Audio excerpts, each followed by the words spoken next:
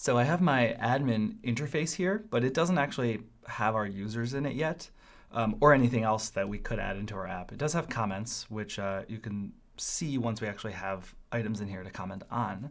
But once you have ActiveAdmin installed, it's actually pretty easy to get anything into here. So we have right now, we already have a user model, which is our device user, if you remember. The way that we get this to show up in here is we run this command Rails generate active admin resource, and then the resource is user. And what this is going to do is it's actually going to add, as you'll notice, we had an admin folder created in here with, it has a file called dashboard in it, which kind of customizes how the dashboard looks. If we run this command, it'll add a new file in here. It just creates one file and it calls it user. And it's basically an empty file, ActiveAdmin register user do and then end. And there's some stuff in here that I'll actually show you how to customize in a bit. But if you have this, let's see, we might have to restart. Nope, no need to restart the server.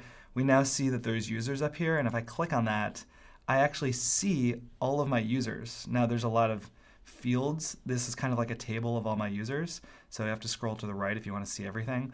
There's a way to customize all the things that are actually shown in this table if you want to not show everything, but I'm not going to do that quite now.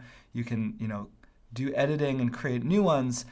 Don't do that right now, because actually if you try to edit this at the moment, it won't work. There's a few things that we have to do to tweak it.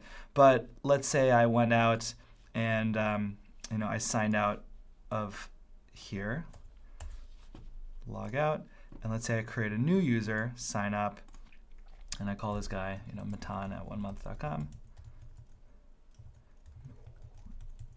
Set a password of password. Now if I go to localhost 3000/admin, I click users, I see both of my users. I see both of them. Now this is the encrypted password. It's not the actual password I set. I can see when they signed in, the last time they signed in, when the user was created, updated. I can click view on each one and actually see more details, or it's probably the same amount of details. This is where that commenting stuff comes in. You can add a comment on something and then you can see it here, like test comment.